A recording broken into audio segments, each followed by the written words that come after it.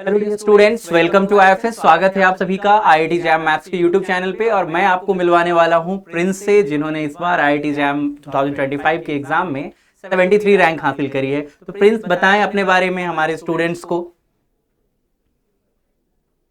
Sir मेरा नाम Prince है और मैंने आईआईटी जैम 2025 में AIR 73 लाया हूँ। ओके। और मैं गाजियाबाद यूपी से रहने वाला हूँ। मेरी जो स्कूलिंग है वो संबुजाल इंटर कॉलेज, जो कि यूपी बोर्ड के अंदर आता है, वहाँ से हुई है। और जो मेरी ग्रेजुएशन है वो भी MMH कॉलेज से, जो गवर्नमेंट कॉलेज है, ओके। वहाँ से हुई है। ओके, तो आईआईटी जैम के एग्जाम के बारे में आपको कब और कैसे पता लगा? सर जब मैं BSc के सेकंड सेम में था तो उस समय हम बाहर निकले थे। तो कोचिंग के लिए निकले थे हम बाहर, फिजिक्स केमिस्ट्री या फिर किसी के लिए भी। तो उस समय जब हम निकले थे बाहर तो उस समय एक भैया मिले। मतलब कोचिंग, मतलब बीएससी के लिए कोचिंग के लिए निकले थे, है ना? जी जी ओके जी ओके जी। ओके, हाँ।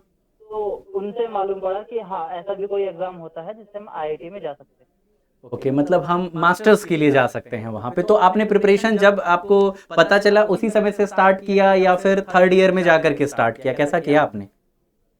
सर मैंने सेकंड सेम में स्टार्ट किया था और अभी मैं BSc 6 सेम में हूँ। अच्छा अच्छा, मतलब एक तरीके से फाइनल ईयर के फाइनल एग्जाम को देने वाले हैं आप, है ना? जी सर जी। ठीक है, तो बहुत बढ़िया है। अब तो आपका टाइम भी बिल्कुल वेस्ट नहीं होगा और बहुत सही समय से आपका एडमिशन भी हो जाएगा। तो फर्दर आईआईटी जा करके आपको रिसर्च के लिए सोचना है या फिर आप जॉब या प्लेसमेंट का सोच रहे हैं? सर मुझको रिसर्च करनी है और वैसे मैं पूरी कोशिश करूंगा कि मैं IISc बैंगलोर में जाऊं। बहुत बढ़िया बहुत बढ़िया, क्योंकि जो बच्चों से बातचीत होती है तो ज़्यादातर स्टूडेंट का प्लेसमेंट का रहता है, हार्डकोर रिसर्च अभी कम बच्चे ऐसे मिलते हैं। तो आपको बहुत शुभकामनाएं मेरी तरफ से कि आप उन बच्चों में से हैं जो कल को बढ़िया रिसर्च करना चाहते हैं। और मेरी पूरी शुभकामनाएं, आईएफएस की पूरी टीम की शुभकामनाएं रहेंगी आपके पास कि आपको थैंक यू आईआईसी ऐसी आईआईसी मिले। और इवन हमारी तरफ से कुछ मदद रहेगी तो वो भी हम करेंगे कि आप वहाँ तक पहुँचें। तो दोस्त, ये बताएं आप कि आपने प्रिपरेशन के लिए किन किन मेथोडोलॉजी को फॉलो, मतलब किस तरीके से प्रिपरेशन किया, क्या स्ट्रैटेजी थी आपकी प्रिपरेशन के लिए? सर। स्ट्रेटेजी कोई ज्यादा खास नहीं थी कि हम्म बस यही था कि जो जो सर बताते थे वो पढ़ता था हम्म और फिर नोट्स को बस रिवाइज करना और हम्म। फिर हो गया। बहुत बढ़िया, ये तो आपने बड़ी आसानी से निकाला। जैसे होता ना, किसी ने यूपीएससी क्लियर किया, कैसे किया? तो ठीक है, ज़्यादा कुछ नहीं था, फैकल्टी को फॉलो किया, नोट्स किए। बहुत अच्छी बात है ये कि आप तनाव नहीं ले रहे हैं ना, या फिर आपको तनाव बहुत ज़्यादा नहीं लेना पड़ा। वरना आमतौर पे बच्चे टेंस्ड भी रहते हैं, आप जानते होंगे, आपके भी दोस्त होंगे, थोड़ा टेंशन में रहते होंगे कि यार एग्जाम नज़दीक आ गया, तैयारी नहीं हुई, कैसे होगा। तो ठीक है, एग्जाम के आखिरी वक्त जो, लाइक मान लीजिए कि आज एग्जाम है, तो आज से एक दो सप्ताह पहले आपकी क्या रूटीन थी? मतलब आप कैसे मैनेज करते थे अपने रिवीजन को या अपनी पढ़ाई को? सर मैनेज में तो ये है कि लास्ट में जो होता है, मैंने देखा है कि बहुत से बच्चों को स्ट्रेस हो जाता है। लेकिन मैंने BSc के सेकंड सेम में ही सब्सक्रिप्शन वगैरह लिया था, तो पढ़ाई मैंने अच्छी खासी मतलब थोड़ी बहुत कर ली थी। तो 2024 में भी मैं सेकंड ईयर में था जब मैं, तो उस समय मैंने एग्जाम दिया था, तो तब भी मेरा हो गया था। और उस समय भी मेरी टॉप 10 IITs के अंदर मतलब ऐसी रैंक एडमिशन आई हो थी कि जाता टॉप था। 10 आईआईटीज मिल जाते आपको, है ना? जी जी जी। अरे। लेकिन उस समय मैंने नहीं ले पाया क्योंकि मैं BSc सेकंड ईयर में था। तो अब मैं BSc थर्ड ईयर में हूँ, तो मुझको पूरा कॉन्फिडेंस था कि हाँ हो ही जाएगा। अगर एग्जाम में बैठूंगा तो कुछ ना कुछ तो निकाल कर ले आऊंगा ही, इतना तो था। हाँ, ये बड़ी शानदार बात हुई कि लाइक आपको सेकेंड ईयर में जा करके बेसिकली आपको पता चला। और फिर उसके कुछ समय बाद ही ऑब्वियसली एग्ज़ाम हुआ होगा, जो कि जिस एग्ज़ाम की आप अभी बात कर रहे हैं, तो उस समय भी आप अच्छा ही परफॉर्म करके आए वहाँ पर, है ना? बहुत बढ़िया, शानदार। दोस्तों, आपका मैथमेटिक्स स्टार्टिंग से ही अच्छा था क्या? 10th 12th बीएससी में 10th से ही मैथमेटिक्स बढ़िया था आपका?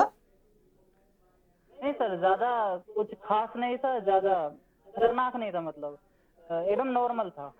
तो आप लेकिन बस कितने ये है कि मतलब मैथमेटिक्स। ये ग्रेसफुली आप कितना चीज़ों को कहते हो ना, आप कभी अपनी तारीफ खुद से नहीं करते ना, आप बोलते हो नहीं नॉर्मल था, नॉर्मल था, मतलब ठीक है, बढ़िया है। मतलब ठीक है, बढ़िया, बहुत बढ़िया। तो एग्जाम के जो 3 घंटे होते हैं उसमें स्टूडेंट का ये भी रहता है कि वो पूरा क्वेश्चन पेपर नहीं देख पाए। तो आपके साथ ऐसा हुआ था क्या, या आपने प्रॉपर पूरे क्वेश्चन पेपर को देखा और आपसे जो होने वाले थे वो सारे किए आपने, या कुछ छूट गया आपसे, ऐसा हुआ? नहीं सर, ऐसा कोई भी क्वेश्चन नहीं था जो कि मैंने खुद से छोड़ा हो। हम्म हम्म बस कोई भी क्वेश्चन जो ऐसा था कि हाँ हो ही नहीं सकता, मैंने इसका कोई अप्रोच ही नहीं बन रहा, या फिर सोल्वेबल नहीं है एग्जाम के पॉइंट ऑफ व्यू से, तो मैंने उसको छोड़ दिया। हाँ, तो टोटल 6 या 7 क्वेश्चन मैंने छोड़े थे, वरना मैंने अटेम्प्ट किए थे। और उसकी स्ट्रेटेजी ये थी कि जो स्क्रिबल पैड मिलता है एग्जाम में, तो उसमें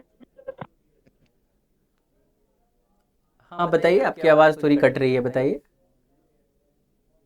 क्वेश्चन की हाँ। तो स्टार्टिंग के जो 10 क्वेश्चन थे उसमें से मैंने केवल 4 सिलेक्ट करे। Okay okay. तो और जब मैंने 4 सिलेक्ट करे वे इजीएस्ट क्वेश्चन थे, तो सबसे पहले मैंने उनको सोल्व करा, और फिर उसके बाद के 10 में से मैंने 4 सबसे इजीएस्ट को चूज करा, और फिर ऐसे ऐसे करके मैंने पूरे एग्जाम को करा। केवल इजीएस्ट क्वेश्चन का सिलेक्शन किया मैंने सबसे पहले, और सेकंड राउंड के लिए मैंने 2-2, 3-3 क्वेश्चन ऐसे में रखता चला गया साथ के साथ कि हाँ इनको मुझे सेकंड राउंड में करना है।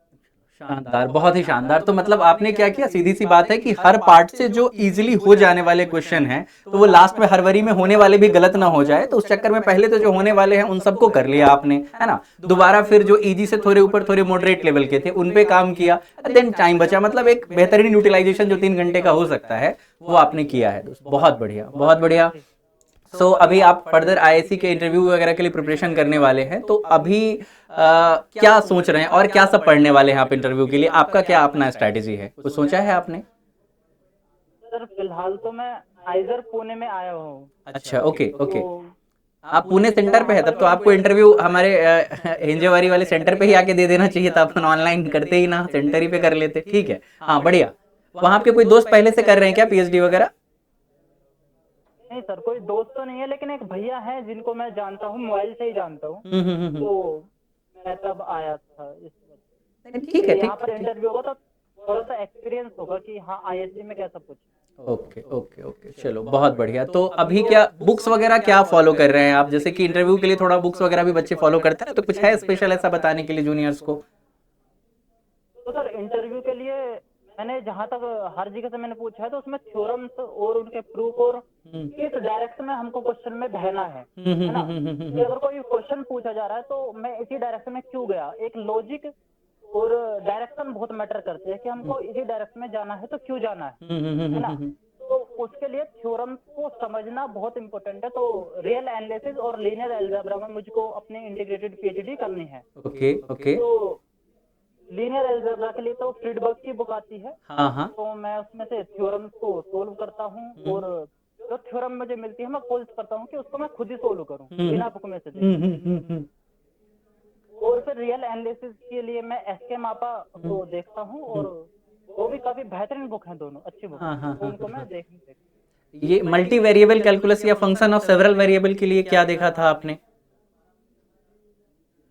जैम के लिए सर मैंने कुछ नहीं देखा, ऐसे बुक में नहीं देखा मैंने जैम में ज्यादा। नोट्स वगैरह से ही काम चल गए उसमें ना, आसान क्वेश्चन भी होते हैं। हाँ। ठीक ठीक। ये तो बहुत बढ़िया लगा प्रिंस साहब से बात करके। आपको आपके बेहतर फ्यूचर की बहुत सारी शुभकामनाएं, और फर्दर जो आप इंटरव्यूज देंगे उसमें आप सफल हों, ऐसी मेरी और आईपीएस की पूरी टीम की शुभकामनाएं हैं आपके साथ। दोस्त जुड़ने के लिए बहुत बहुत धन्यवाद, और जूनियर्स को मोटिवेट करने के लिए भी thank you so much for joining. Thank you so much.